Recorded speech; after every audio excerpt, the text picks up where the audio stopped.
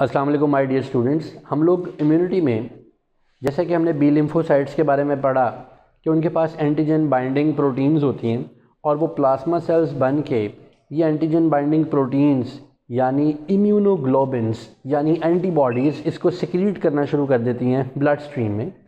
सो आज हम ये देखते हैं कि ये जो हमारा एंटीबॉडी का स्ट्रक्चर है ये इसमें क्या क्या चीज़ें होती हैं। अगर आपको 4 मार्क्स के लिए एंटीबॉडी के स्ट्रक्चर पे बात करने के लिए कहा जाए या 6 मार्क्स के लिए आपको ये पूछा जाए कि एंटीबॉडीज़ एक्चुअली बॉडी में पैथोजन को कैसे डिस्ट्रॉय करती हैं, तो आपको क्या डाटा इसमें इनपुट करना है। Let's talk about that. जो हमारे पास एंटीबॉडीज़ हैं ये बेसिकली प्रोटीन्स हैं और ग्लोबुलर प्रोटीन्स है, इसलिए हम इनको इम्यूनोग्लोबिन्स कहते हैं बिकॉज हमें इम्यूनिटी प्रोवाइड कर रही हैं। ये बिल्कुल ऐसे ही ग्लोबुलर प्रोटीन्स हैं जैसे एंजाइम्स ग्लोबुलर प्रोटीन्स हैं और ये जिस चीज़ के साथ बाइंड करती हैं यानी एंटीजन के साथ ये उसके लिए वैसे ही स्पेसिफिक होती हैं जैसे एंजाइम सबस्ट्रेट के लिए स्पेसिफिक होता है। जिस तरह एंजाइम एक ख़ास सबस्ट्रेट को ही बाइंड करके तोड़ता है इसलिए ये भी ख़ास तरह की एंटीजन के लिए ही प्रोड्यूस होती हैं और उसके साथ ही बाइंड करती हैं।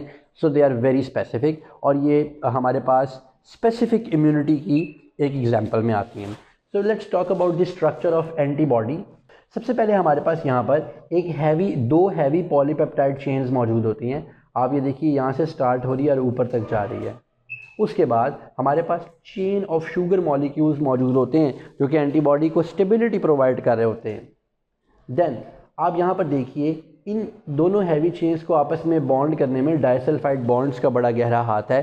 ये डाइसल्फाइड बॉन्ड्स ऐसे बॉन्ड्स हैं जो कि बहुत ही ज़्यादा हाई टेम्परेचर के ऊपर भी ब्रेक नहीं होते और ये टेम्परेचर को बर्दाश्त करने वाले बॉन्ड्स होते हैं। ये इनके दरमियान इनको होल्ड किए हुए हैं। उसके बाद हमारे पास पॉलीपेप्टाइड की लाइट चेन आती है और इस लाइट चेन के ऊपर वेरिएबल रीजन आता है। ये वेरिएबल रीजन जो आपको फोक शेप का नज़र आ रहा है यही वो रीजन होता है जो कि एंटीजन को अपने साथ बाइंड करता है और उसके बाद उसको नुकसान पहुंचाता है, उसको हमारी बॉडी से जो है वो हमारी बॉडी को उससे निजात दिलवाता है।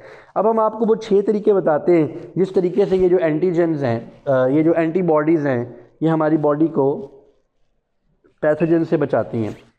पहला तरीका तो ये है, जैसे आप देखिए कि यहाँ पर हमारे पास कुछ एंटीजन्स मौजूद हैं।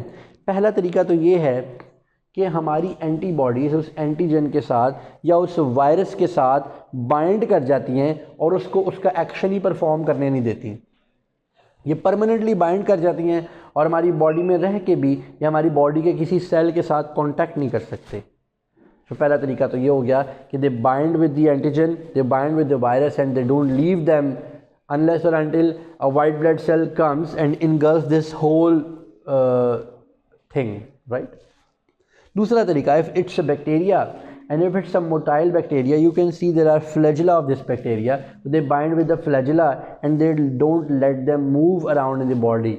If it's a motile pathogen तो इसकी strength है कि वो move कर सकता है, तो वो उसकी बिल्कुल ऐसे जैसे आप किसी की गाड़ी को नीचे कांटे लगा कर उसकी गाड़ी के टायर पंचर कर दें तो वो गाड़ी में बैठे लोग मूव ही नहीं कर सकेंगे, तो आप आसानी से उनको जान से मार देंगे।